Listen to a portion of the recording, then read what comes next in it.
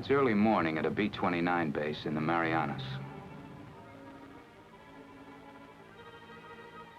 The big bombers are getting ready for a mission, and the men are getting ready. In the essentials, the briefing differs little from others. There's a target that will be bombed. They will proceed to this point in space above the Earth, drop their bombs, and return without ever seeing the target. These are the instructions. The men are ready for the takeoff.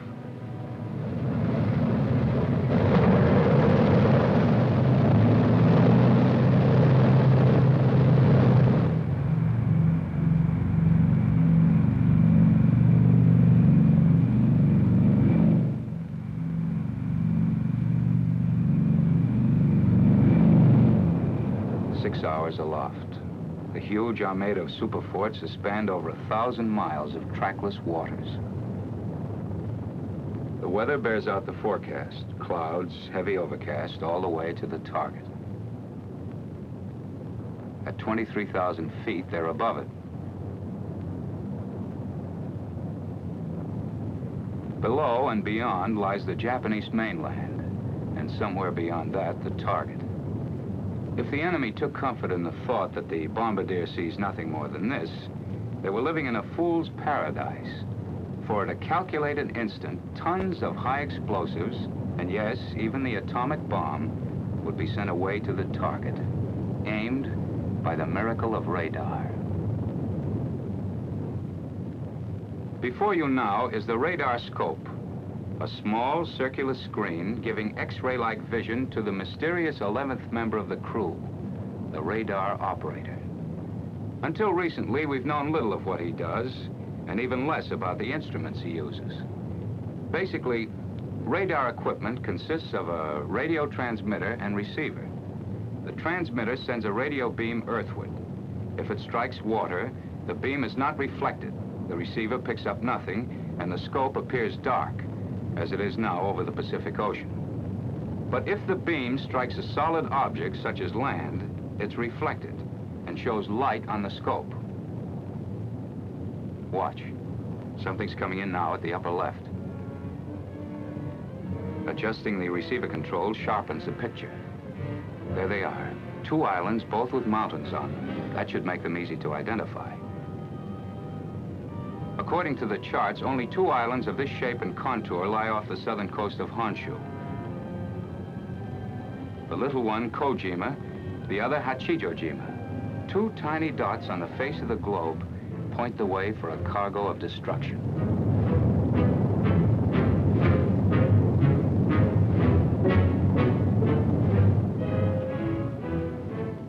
7 hours, 10 minutes elapsed time. Almost a full day's work for most, but to the crews, a mission less than half sweated out. The picture on the scope warns of entry to the critical zone. The return shows a large landmass, Japanese coast, over 100 miles of it. You see that bright spot at the top of the peninsula? Not exactly the picture in travel folders, but that's beautiful Fujiyama. Mount Fuji, nature's wonder, the tourist delight. Now a beacon inviting disaster, a reference point for final calculations. Bombardier, this is radar operator, over. This is Bombardier, go ahead. The wind is from 268 degrees at 138 miles per hour. Ground speed on the bomb run, 394 miles per hour. Data taken from the electronic wonder instruments is converted to precision aiming, pinpoint bombing. 17 degrees right. Radar operator, this is Bombardier, over. Go ahead, Bombardier. The site's set up, we're ready to bomb. The bomb run begins with a turn directly over Fujiyama. When the bright spot that is Fuji touches the black line, the instructions are... Pilot, start 1/4 needle with turn, rolling out on the heading of 31 degrees. Roger. Bombardier, open bomb bay doors after turn. Roger.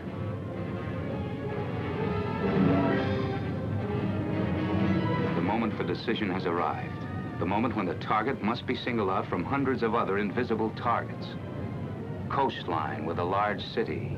A peninsula jutting out in a bay. The city, Tokyo. This is the general target area.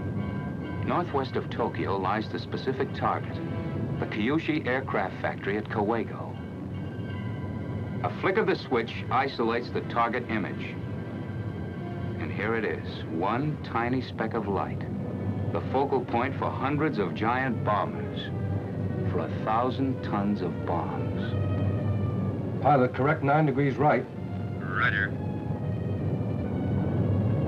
Ready on 70 degrees. Ready? Mark.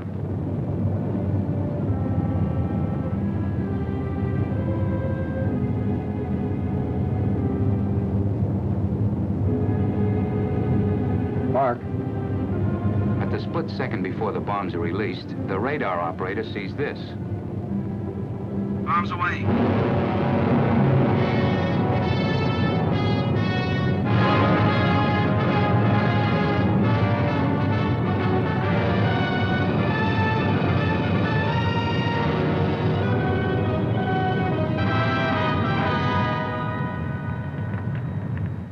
And this is what the Jap sees. His cities, his factories, in ruins. A lot of you out there are probably asking, well, why show us this? The war's over. Well, we wanted to let you in on one of the big secrets of the war. Thought you might be interested. Yes, you're right. The war is over, and we won it. And by we, I mean the foot soldiers, the men at sea, the crews who flew the missions, you men and women who worked in the factories, the scientists who gave us radar and the atomic bomb, and every last man, woman, and child who bought war bonds. That was all part of winning the war. But now there's a matter of the peace.